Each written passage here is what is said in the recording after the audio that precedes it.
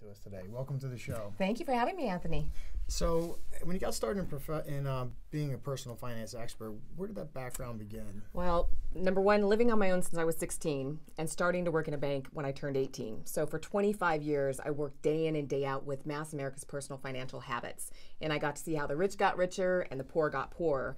And over time, I started volunteering in the classroom and seeing a huge need for financial education. There's a big gap we have. Unfortunately, only 10% of the American population receives financial education, what I talk about, the basics, credit, banking, financial organization. So when I started seeing this big gap and we started having this financial crisis, I really started spending time with my employees and volunteering in the classroom, because what I found was that I had a hard time finding employees to hire because they didn't have a good financial background. And then I also had a difficulty finding good consumers. So that's kind of how things evolved. I took what I learned on my own, living on my own since I was 16, and then also what I saw in my day-to-day life as a banker for 25 years. Now, 25 years in banking, that's obviously a really, really long time. At what point in that career did start to occur to you that maybe I should put this down on paper, or maybe I should do some videos or putting some learning materials together? Well, I started volunteering in the classroom with Junior Achievement, and that kind of progressed, and I started doing the Careers in Finance with a regional occupational center. And for 15 years, I was in the classroom delivering content. And as things progressed, every year it got more and more and more substantial. And then I had more and more kids coming to me later, seeing me in the community and saying, what you gave me was so substantial, I can't thank you enough. So about 2 years before, when we were in this financial crisis, 2 years ago, I started saying, I need to do this. And one day I just said, I'm going to have it filmed. And so I filmed the DVD and the workbook and put it together. And then that way, parents and teachers, if I can't be there, then they would have a way to deliver content. And, teens oftentimes don't listen to their parents or their teachers or their principals or pastors. And I'm like that safe person that they can hear me. I'm just safe. And I'm just telling them, hey, look, I've lived on my own since I was 16. You're going to deal with money every day of your life. And over time, it just kind of progressed. And before you knew it, I resigned from the bank, and I'm doing this full time as a professional speaker. That's fantastic. And one of the things I love about your programs, which you don't see a lot, is that there's so many of these personal finance gurus out there trying to teach you how to become a millionaire. And all they're really doing is they're selling books and they're making themselves a millionaire. Yep. But what you're doing is you're teaching children financial education, which I think is fantastic. And that's why, among all the guests we've had on the show, I was looking forward to getting you on here, because I think the material is just absolutely great. So why is it that teaching education to children is such a passion for you? Well, number one, I've lived on my own since I was 16. And what I found was that I didn't think anybody cared. And I also there were no resources for me. And this was not a choice on my own. I just found my parents were off doing their own thing. And so I can connect with these kids in a way. It's very difficult to be a teenager, number one. It's very difficult to live on your own and try and go to school, and you've got boys and you've got grades and you've got all these things. And then, so when they look at me, they can see that I made it. And if I could make it under those circumstances, then they can too. And if you capture kids at the right time, over the 15 years when I was in the classroom, I found that just before the kids were graduating, I had their full attention, because they were going to go out into the real world. And I was able to connect with them on a way. And when they come up afterwards and they say that my story really inspired them and gave them hope, and then you see them in the community, you know that you're making an incredible difference. And that just feeds you more to go out and do more.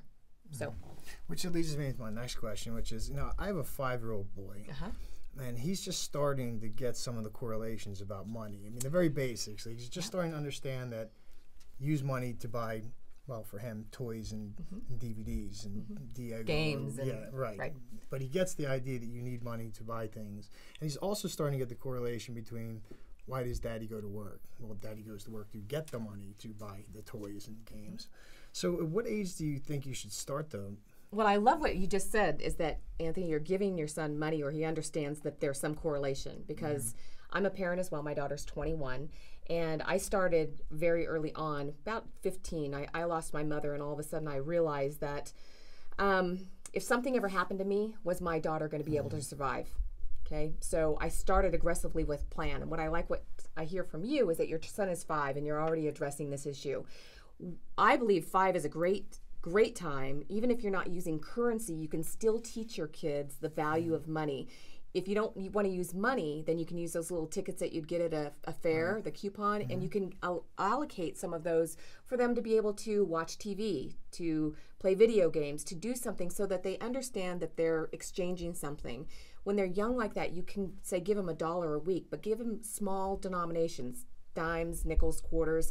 It helps with math skills. This also helps with fractions. This helps with, delayed gratification, that they must save up, and you can do different size jars. There's all kinds of fun, exciting things that you can do with your child from an early age. The earlier the better. I mean, to be quite frank, I think that you can create really good scenarios for them to learn how to deal with money and the value of that. Even if you gave them $1 to go to the store, we have a lot of dollar stores around.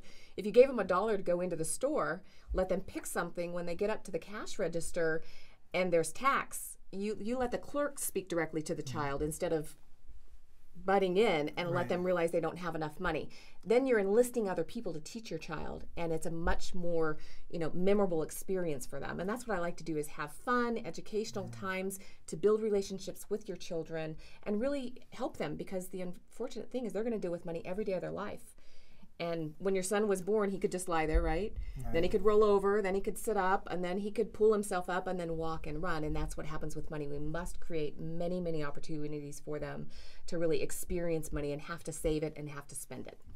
I mean, wouldn't you agree that with the consumer culture that we have, that it's so important to start them at a young age, because corporate America is addressing them at such a young age? I mean, we turn on the cartoons on, for us it used to be Saturday morning. Now they have cartoons every day of the week. I don't know when that started, but when they're watching television, I mean, those commercials are aimed at the kids. I mean, the Star Wars toys come on the television. Dad, I want that. Or the Transformers, cereals. I mean, they're targeting the kids at 5. So isn't that even more important why we should start them so young at understanding that there's a cost for There's a cost for them, and they need to understand the value of money.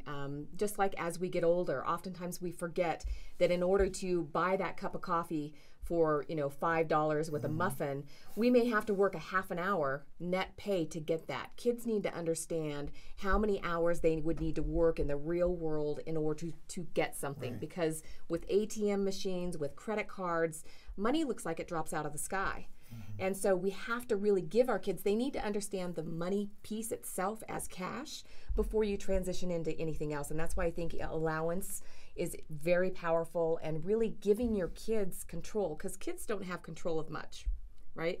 But they want control. They want to be independent. And what I can tell you is that when we as parents do not take the time to invest in our children and teach them money as a life skill, we are robbing them of self-respect, of independence, of so many things in life. And I find money can be a control factor for many parents. But if we wait until they're 18 and we expect them to pick it up when they're 18, and then we're annoyed when they keep coming back to us for money, we've really dropped the ball and not given them skills, because nobody in our communities are teaching this. And that's why I do speaking engagements at high schools, colleges, at corporations, to really give people the skills that they need. It can be fun. It can be, money can be a boring subject, but I like to make it fun and entertaining. And there's lots of fun ways and stories that you can explain stuff. Now, right now we've been talking about the very small children. We're going to move on to some of the teens and some of the other areas.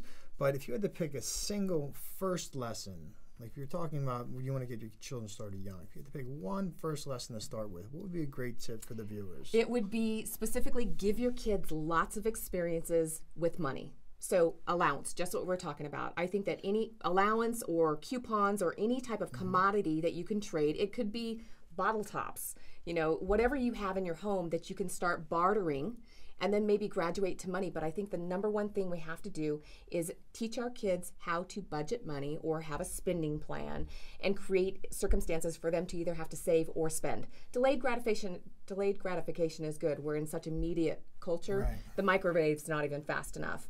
And when we want to just give our kids to maybe pacify them, to satisfy them, because we want to give to them because we didn't have, that's really, we have to learn to delay gratification, and we have to earn the right to enjoy something, right? So I would say spending plan. Now, I know you mentioned in your videos, when I was going through them, you talked about when you set a budget, you said actually sitting down, even though your teen's not moving out, but you actually sat down with the newspaper and said, look, here's what an apartment costs, here's what utility bills cost, here's what a car payment costs, if you have X number of dollars, how would you do this? And I found that to be really interesting because what we learn as teenagers is what we carry into adulthood, and some people, those lessons are never learned. They are never taught. They're nowhere in our society and in our culture. You know, our grandparents, they had it.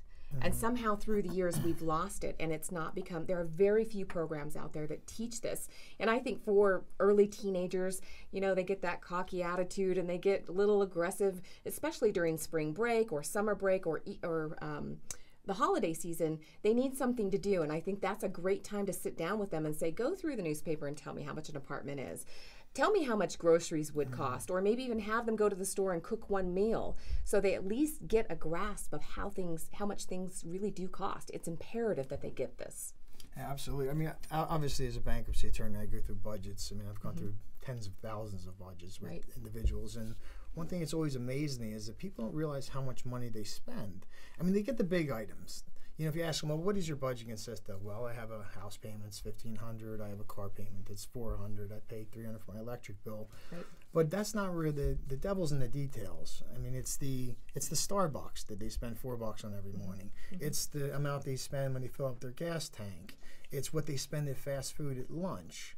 So, I mean, I think a big part of it, I'm sure you would agree, is that when you're going through your budget, it's so important that you detail the expenses. And I know your videos, I've referenced a large list, and the workbooks do as well. But, I mean, they really have to sit down and figure out everything from their car insurance, their car payments, to what they spend just on the impulse buys. And this is what our kids don't understand. I would have many kids come into the bank and they'd drop their keys on my desk along with a really nice smartphone. And I would see the key. You can always tell what they're driving. So I'd say, how much is that car payment? I don't know. How much is your insurance? I don't know. What's your plan on your cell phone? I don't know. How much was the cell phone? I don't know. So unfortunately, sometimes the parents don't even realize for their children. So then you have activities, you have lunches, you have yearbook, you have football games, those are all in the details. But you don't think about them when you're running a household budget. And they have to be accounted for. Clothing, tennis shoes, you know, sporting goods, they're all there. So yes, you're right. You have to know where you are. Unfortunately, we live in a society that does not promote that. Right.